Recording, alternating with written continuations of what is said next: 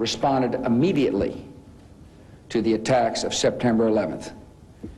There was no hesitation, there was no doubt that they would stand with the United States and our people during this terrible time. There is a firm commitment by this government to cooperate in intelligence matters, to help interdict financing of terrorist organizations. It is President Zhang and the government stand side by side with the American people as we fight this evil force. Jiang Zemin, though, gave conditional support for the anti-terrorism campaign, which he says must avoid innocent targets. I've made clear that we are opposed to terrorism of all forms. And what we have done in the past has shown this attitude of ours very clearly. We hope that anti-terrorism efforts can have clearly defined targets, and efforts should hit accurately and also avoid innocent casualties. What is more, the role of the United Nations should be brought into full play. Despite long-standing disagreements on a host of issues, including on human rights and weapons proliferation, the leaders only hinted at their differences and spoke instead of an improvement in ties. Still, in a veiled reference to China's human rights record, Bush said the war on terrorism should be no excuse to persecute minorities, while Jiang specifically mentioned the Taiwan issue as one that needs to be handled properly for Sino-U.S. relations to progress. I'm confident that so long as the two sides keep a firm hold of the common interests of the two countries, properly handle the bilateral ties, especially the question of Taiwan, in accordance with the 3 Sino-U.S. joint communiques, the relations between China and the United States will continuously move forward. The American president, who just last year described China as a strategic competitor, now says that America wants a constructive relationship with China based on shared interests. And the threat of terrorism appears to have helped the two sides to put aside their differences, at least for now.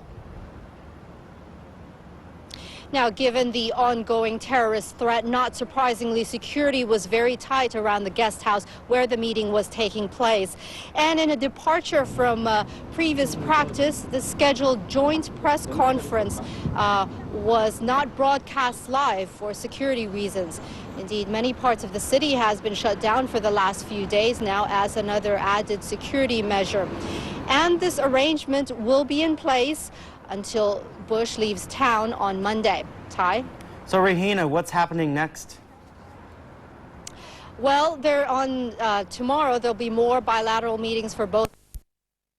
In the election campaign, he had described China as a strategic competitor, not the strategic partner it was considered to be under Bill Clinton's rule.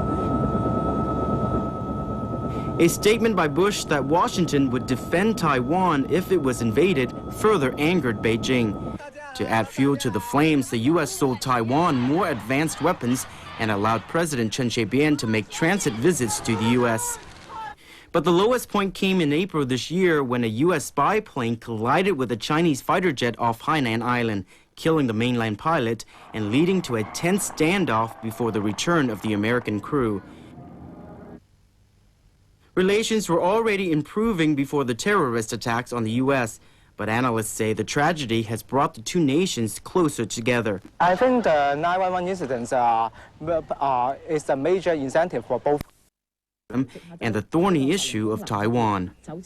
Taiwan has decided to boycott this weekend's APEC Leaders Summit after China refused to allow the island's chosen representative to take part. Taiwan's entire delegation headed home from Shanghai today, and Taiwan President Chen Shui-bian accused the mainland of failing to carry out the duties of an APEC host nation. The row between Taiwan and the mainland over who will represent Chinese Taipei at the APEC Leaders Summit came to a head at a news conference yesterday. Taiwan's economics minister, Li Shunyi, was denied an opportunity to speak by Chinese Foreign Minister Tang Jia-chuan. Lin explained later that he wanted to clarify APEC practices, under which it usually sends an economics official to the summit. This year, Taiwan decided that former Vice President Li Yuanzhu should be its representative, a figure obviously too political for Beijing. In Taipei, President Chen Shui-bian said this morning that such discrimination against Taipei is an attempt by the mainland to stop Taiwan from participating in the international community. He warned that the move would damage cross-strait relations. Vice President Annette Lu said the treatment of the economics minister hurt Taiwan's dignity. But a spokeswoman for the mainland's foreign ministry denied that they had refused to send an invitation to Taiwan. If we refused to invite Taiwan, she said, I don't understand why did they select a representative to the meeting. Deputy Foreign Minister Wang Guangya said they were in touch with